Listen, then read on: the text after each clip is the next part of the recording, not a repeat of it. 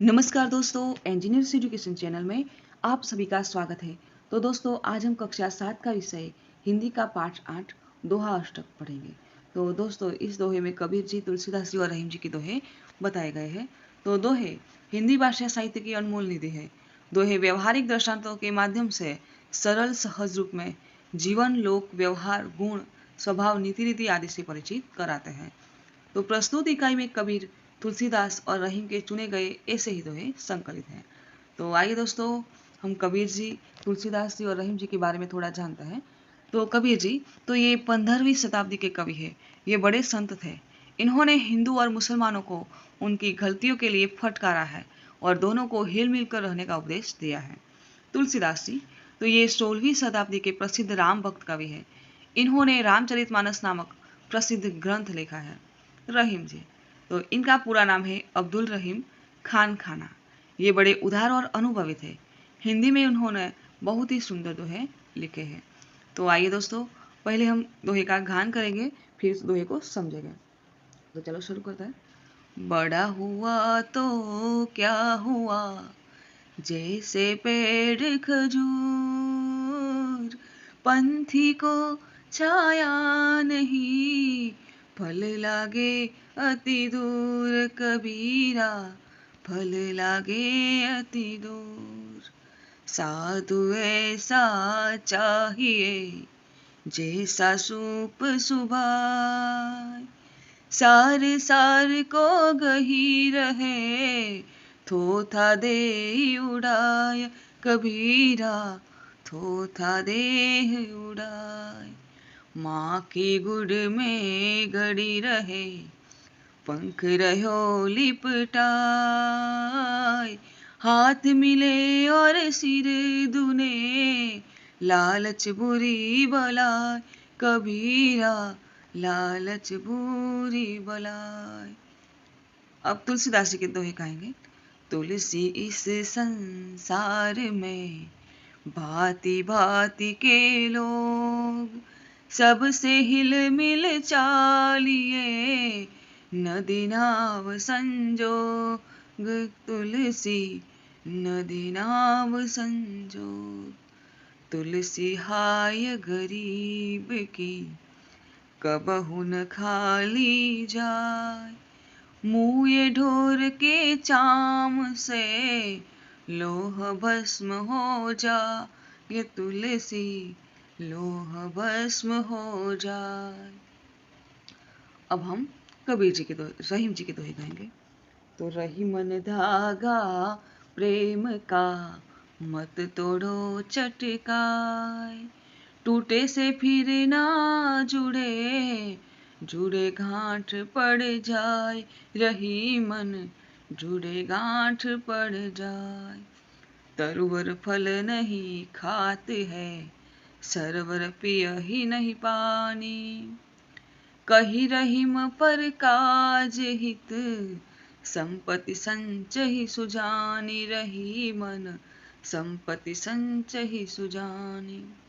रही मन देखी बड़न को, लघु न दीजिए डारी, जहाँ काम आवे सुई, कहा करे तलवारी, रही मन कहा करे तलवारी। तो अब हम दोहे का अर्थ समझेंगे। तो प्रथम है कि बड़ा हुआ तो क्या हुआ, जैसे पेड़ खजूर।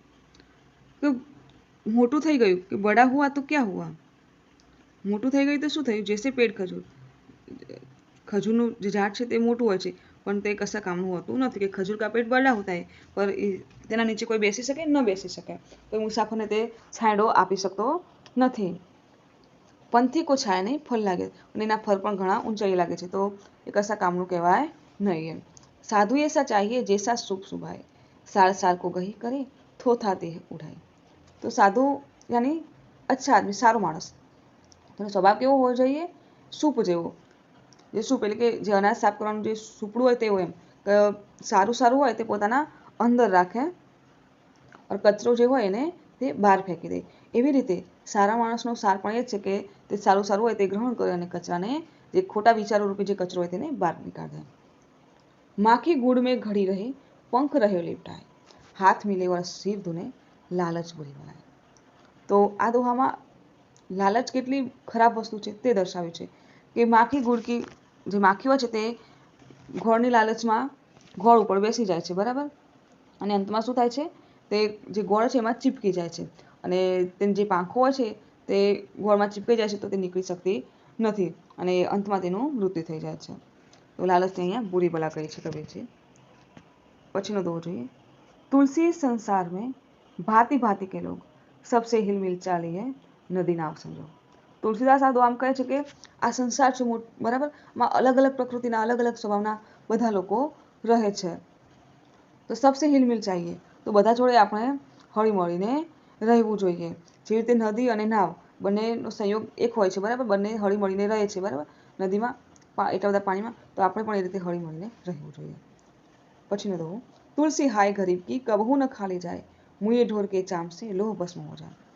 तो तुलसीदासजी આ દોહામાં કહે છે કે ગરીબની હાય કોઈ દિવસ લેવી જોઈએ નહીં, અને તે કદી ગરીબ જો તમને કંઈ હાય બધું આપે તો તેને કદી નિષ્ફળ જતી નથી, બધું આપણને એમ કે લાગી જાય છે। જે રીતે કે મરેલું જે પશુ હોય છે તેના ચામડામાંથી જે ધોકની બને છે એનાથી લોઢું હોય છે લોખંડ, તે પણ ભસ્મ થઈ જાય છે। તો આપણે આ દોહામાં તુલસીદાસ આપણને ગરીબની હાય ન લેવી જોઈએ તે કહે છે। આગળ જોઈએ। रही मन धागा प्रेम का मत तोड़ो चटकाए, टूटे से फिर ना जुड़े टूटे गांठ पड़ जाए। तो રહીમજી યાદવ આમ કહે છે કે આપણા જીવનમાં જે સંબંધો છે તેને આપણે ગમે તે રીતે બોલી અને તોડી નાખવા ન જોઈએ। જે એક વખત તૂટી જાય છે તે પછી ફરીથી પહેલા હતા એવા રહેતા નથી। જે મતલબ કે જે ટુકડો હોય કાપડનો, બરાબર, એને તમે તોડી નાખો તો એને જોડવું હોય તો શું કરવું પડે, એને ગાંઠ મારવી પડે, તો આપણને ગાંઠ પડી જાય છે સંબંધોમાં, તો આપણે એ રીતે કોઈ પણ સંબંધને તોડવો ન જોઈએ। પછીનો દોહો છે। તરુवर फल नहीं खात है, सरवर पिए ही न पानी, कही रही मन पर काजी संपत्ति संचय सुजानी। તરુવર એટલે કે જે ઝાડ છે તે પોતાના ફળ ખાતા નથી, સરોવર પીએ ન પાણી, સરોવર પોતાનું પાણી પોતે પીતું નથી, કહી રહીમન રહીમ પર કાજી, તો બીજાના હિત માટે, સંપત્તિ સંચય સુજાની, સજ્જન લોકો છે તે પોતાની સંપત્તિનો સંગ્રહ કરે છે, કોના માટે, બીજાના હિત માટે। રહીમન દેખી બઢેન કો લઘુ ન દીજીએ ડારી, રહીમજી યાદવ આમ કહે છે કે કોઈ મોટાને જોઈ અને નાનાને ઓછો આંકવો જોઈએ નહીં, મતલબ કે નાનાનું સન્માન અપમાન કરવું જોઈએ નહીં, કે બધાનું સન્માન કરવું જોઈએ, નાનું હોય કે મોટું। જहाँ કામ આવે સુઈ કહા કરે તલવાર, જ્યાં સોયનું કામ હોય ત્યાં તલવાર કામ આવતી નથી, એટલે કે મોટા લોકોને જોઈ અને નાના લોકોને ઉપેક્ષા આપણે કરવી જોઈએ નહીં। હવે આપણે આ દોહાઓના શબ્દાર્થ જોઈશું। તો पंथी, पंथी यानी मुसाफिर, यात्री, राही। सूप यानी अनाज फटकने का साज, गुजराती में कहते सूपड़ू। सार यानी निष्कर्ष, सारांश। थोथा यानी निकम्मा, कचरा। बलाई यानी आपत्ति, आफत, विपत्ति। भांति भांति यानी तरह तरह, भिन्न भिन्न। हाय यानी बदुआ। भस्म यानी राख। चटका यानी शीघ्र, तुरंत, फौरन। तरुवर यानी पेड़। सरोवर यानी सरोवर। संचय यानी संग्रह करना। सुजान यानी चतुर। बड़े यानी बड़ा। तलवार यानी तलवार। अब हम मुहावरे का अर्थ देखेंगे। तो हिल मिल चलना यानी सहयोग करना। लोहा भस्म हो जाना यानी कठिन चीज का भी नाश होना। अब दोस्तों इस दोहे के आधार पर हमें ये प्रश्नों, अभ्यास के प्रश्नों के उत्तर देने हैं। तो देखेंगे प्रथम प्रश्न, निम्नलिखित प्रश्नों के मौखिक उत्तर दीजिए। प्रश्न 1, बड़े लोगों की संकुचित मनोस्थिति व्यक्त करने के लिए खजूर के पेड़ का उदाहरण क्यों दिया गया है? तो खजूर का पेड़ बड़ा तो होता है पर इससे पथिक को न छाया मिलती है न उसके फल मिलते हैं। इसी तरह बड़े लोगों की मनोवृत्ति संकुचित होती है, उनसे दूसरों को कोई लाभ नहीं होता है। प्रश्न 2, साधु पुरुष कैसा होना चाहिए, क्यों? तो साधु पुरुष सूप के स्वभाव वाला होना चाहिए, क्योंकि सूप सारयुक्त वस्तु ग्रहण कर निस्सार वस्तु को बाहर फेंक देता है, यानी कि अच्छा अनाज ग्रहण करके कचरा होता है उसे बाहर फेंक देता है। प्रश्न 3, तुलसीदास सबसे हिल मिलकर रहने को क्यों कहते हैं? तो तुलसीदास सबसे हिल मिलकर रहने को कहते हैं क्योंकि इससे हमें सुख, शांति और सुरक्षा मिलती है।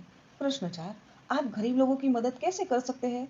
तो हम गरीब लोगों के बच्चों को पढ़ाकर उनकी मदद कर सकते हैं, हम पढ़ाई में आने वाली उनकी समस्याएं दूर कर सकते हैं, उनकी थोड़ी बहुत आवश्यक चीज़ों की भी मदद कर सकते हैं।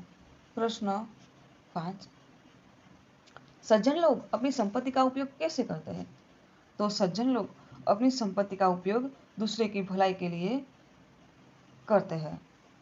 वो अपना जो संपत्ति होती है उसे दूसरों के मदद करके उसका उपयोग करते हैं। आगे देखते हैं। प्रश्न 2, नीचे दिए गए शब्दों में विलोम शब्द के सही जोड़े बनाइए और उदाहरण के अनुसार वाक्य में प्रयोग कीजिए। तो शब्द है आदर, स्वकाज, बुरा, परकाज, प्रेम, नजदीक, नफरत, मृत, अच्छा, अनादर, जीवित, छोटा, दूर, बड़ा, असत्य और सत्य। तो देखो, विलोम शब्द को यहाँ सत्य और असत्य दोनों लिखे हैं और वाक्य प्रयोग किया है कि गांधी जी सत्य बोलते थे। दूसरा वाक्य है कि हमें असत्य नहीं बोलना चाहिए। इसी तरह हम से शब्द दिए गए, इसमें से विलोम शब्द चुनेंगे। आदर तो अनादर, वाक्य प्रयोग करेंगे कि हमें सबका आदर करना चाहिए। अनादर से वाक्य बनाएंगे कि हमें किसी का अनादर नहीं करना चाहिए। दूसरा वाक्य शब्द है स्वकाज तो परकाज, तो स्वकाज से वाक्य बनाएंगे कि मैं यहाँ स्वकाज के लिए आया था।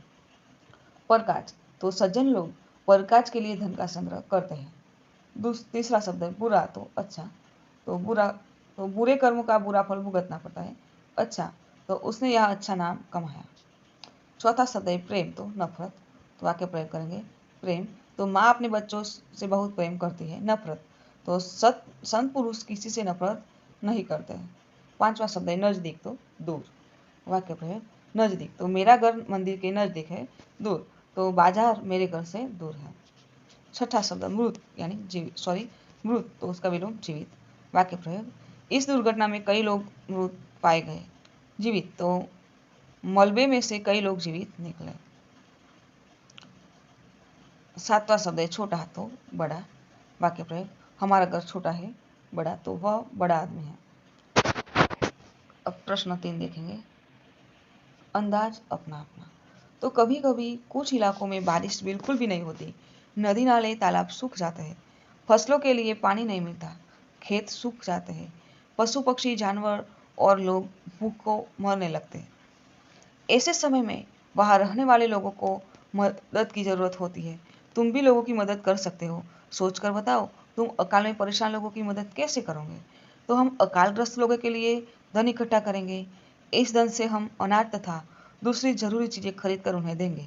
हम टैंकर मंगवाकर अकालग्रस्त को पानी सुलभ कराएंगे। हम इनके जानवरों के लिए चारे की व्यवस्था करेंगे।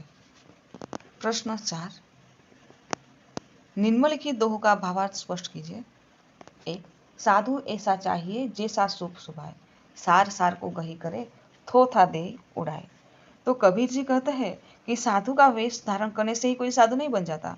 साधु वह है जिसकी बुद्धि शुद्ध हो, जिसमें विवेक हो। साधु का स्वभाव शुभ के समान होना चाहिए। शुभ अनाज को अपने पास रख लेता है और कचरे को बाहर फेंक देता है। सच्चा साधु भी ज्ञान की बातें ग्रहण करता है और व्यर्थ की बातों में वह दिलचस्पी नहीं लेता। दूसरा दोहा है, तुलसी हाय गरीब की, कबहू न खाली जाए, मुँह डोर के चाम से लौह भस्म हो जाए। तो तुलसीदास जी कहते कि गरीब को कभी नहीं सताना चाहिए।